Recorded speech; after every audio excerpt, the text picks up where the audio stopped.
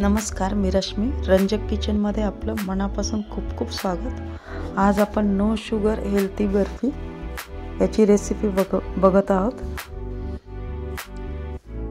त्यासाठी इथं 1 कप मखाना घेतलेला आहे.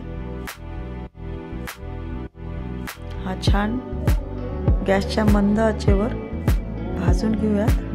ड्राय रोस्ट करून घेऊयात. असं खुसखुस होईपर्यंत भाजायचं, म्हणजे याची चव छान लागते. त्यासोबतच पेंड खजूर 1 कप घेतला.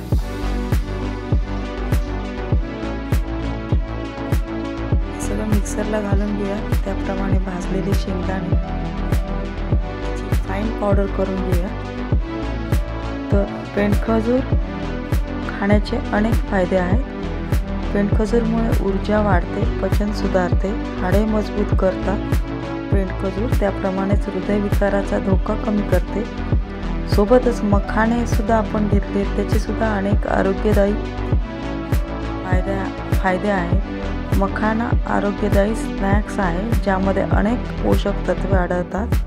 त्यासोबतच शेंगदाणे खाण्याचेही अनेक फायदे, त्यामध्ये प्रथिने, फायबर, परत निरोगी चरबी, जीवनसत्वे आणि खनिजे यांचा चांगला स्रोत म्हणजे शेंगदाणे.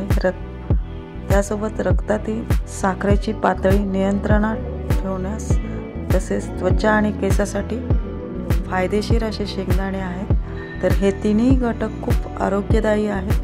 त्यासाठी तिन्ही घटक मिळून ही आपण बर्फी करत आहोत. बिना तुपाची, बिना साखरेची, डायबेटिक पेशंट्सला सुद्धा उपयोगी. त्यासोबतच वेट लॉस करणाऱ्यांसाठी सुद्धा खूप फायदेशीर. याप्रमाणे सगळं मिक्सरला काढून मस्त असं आपल्याला पाहिजे तो आकार आपण इथं देऊ शकतो. गोल, चौकोन किंवा याप्रमाणे ट्रायंगलमध्ये.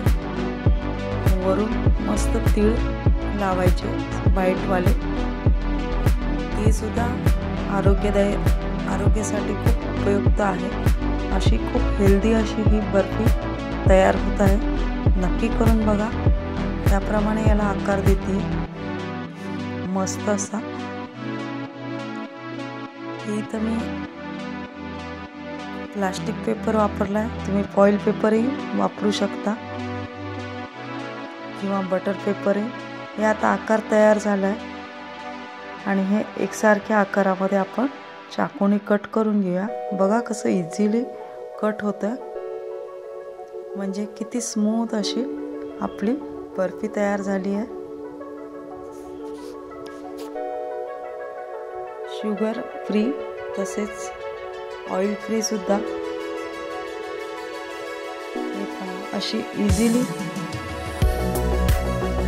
होता येते. त्याप्रमाणे मऊसूत अशी बर्फी तयार झाली. या प्रकारे.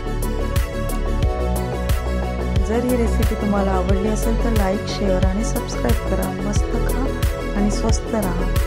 पुन्हा भेटूयात अशाच रेसिपीसोबत. तोपर्यंत धन्यवाद.